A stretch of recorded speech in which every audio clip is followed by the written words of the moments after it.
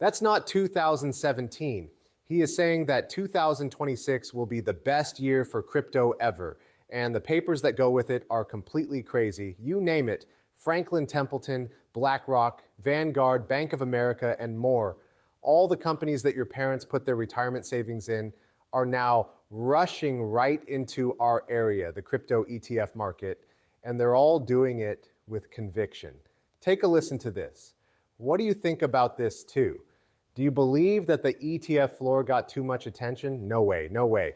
Clearly, everything you said is based on real data, but I think you need to take a step back and understand that these ETFs didn't exist because of problems with regulation in the US.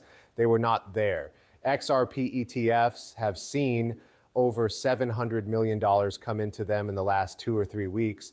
This is just pent-up demand from institutional investors and investors who want access but don't want to hold the coins themselves or something.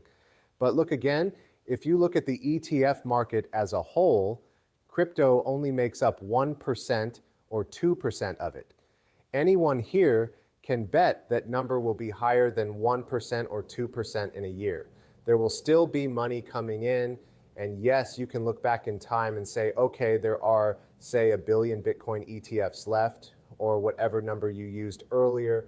What if we look even further ahead to 2026?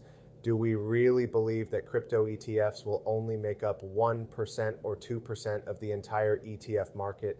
Not a chance. Again, this is one of those macro tailwinds. Ripple is in a position where we see a lot of interesting activity, especially from our Ripple Prime brokerage business. Institutions that have been on the sidelines for whatever reason, maybe because regulations weren't clear enough or because they didn't want to take a risk, are now getting involved. They're starting small and will walk, crawl, walk, run, and I think it will create a lot of tailwind. That isn't to say that this market moment has scared off big capital. That is what you say, certainly not, but think about that. He's saying that they're just getting into that. They are almost walking, but they are still crawling. They're coming in slowly, and XRP has now reached more than 800 million. This is crazy. Everything about this is crazy. He said that ETFs won't stay at 1% to 2% of the whole ETF market. He thinks that the early money coming in, especially into XRP, is just getting things warmed up. He's really right too. There is a clear and real hunger and demand. They move in a way that makes the landslide start small because it wipes out everything in its path. Let's get to the comp before the silly part of the story. But let's take a short break for ads. When you call to set up your one-on-one, you can say, hey, I need someone to help me figure out this macro mess and position correctly. The exact reason why the calls are higher. If you're not ready for that, sign up for the free crypto email instead. It has details, data, ETF inflows, and early alerts that were sent before they were seen anywhere else.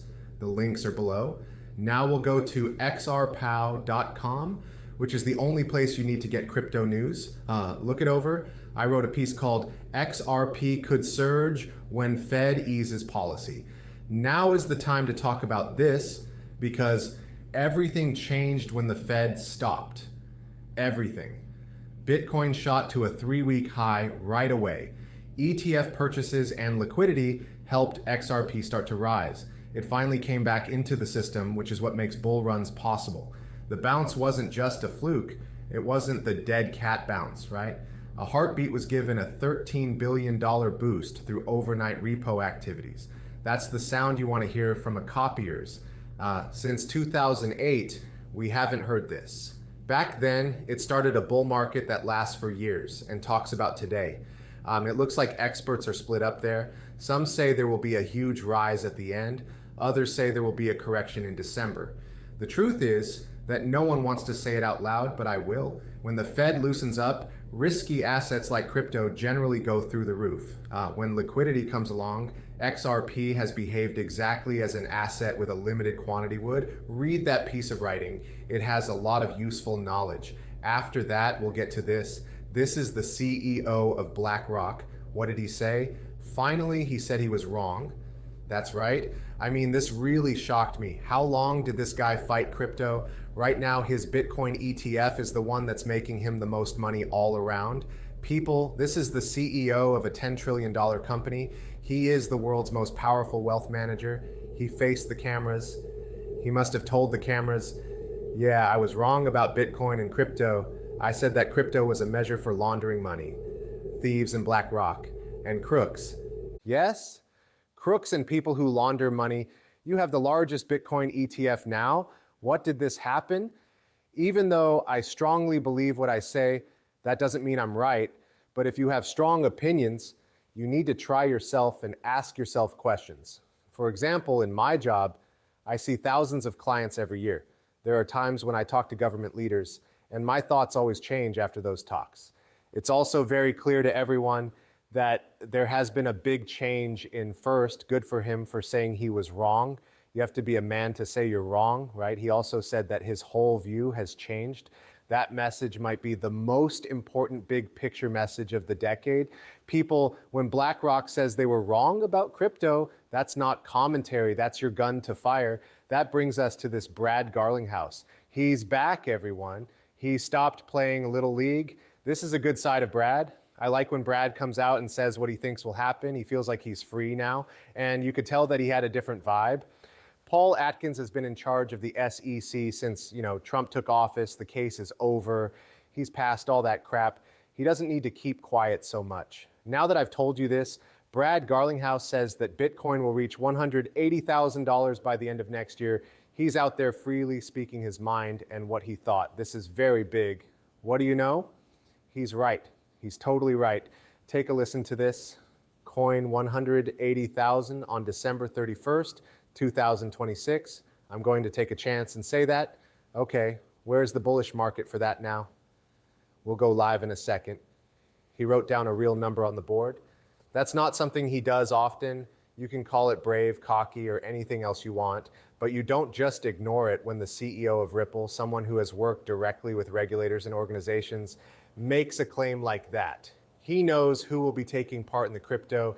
He knows how this will end. He knows a lot more than you and me. And if we can see it, just think what he can see, because look, Bitcoin moves like that don't just happen by themselves. The whole altcoin market will be pulled down with it. And XRP has always moved harder and faster when a lot of money comes in. Now we'll talk about Paul Atkins. The head of the SEC said that they will take the innovation exemption for crypto companies. Yes, that's right, you heard that. It's no longer the Jade Clayton, Gary Gensler show. Paul Atkins said that they will support the SEC's innovation exemption for crypto companies. The SEC has been a wall for a long time. They're now saying, yes, a new framework is coming and we're okay with it. Now is the time when crypto rules start to change for the better instead of going against them.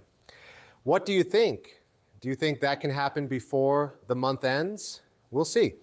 As you may know, I work with Congress and give them what we call technical assistance when it comes to legislation to make sure they stay on track with what makes sense and works with other laws and things. But, we'll see. I don't know what will happen, but we have enough power to move forward. I'm excited to get the innovation exemption we've been talking about in this meeting.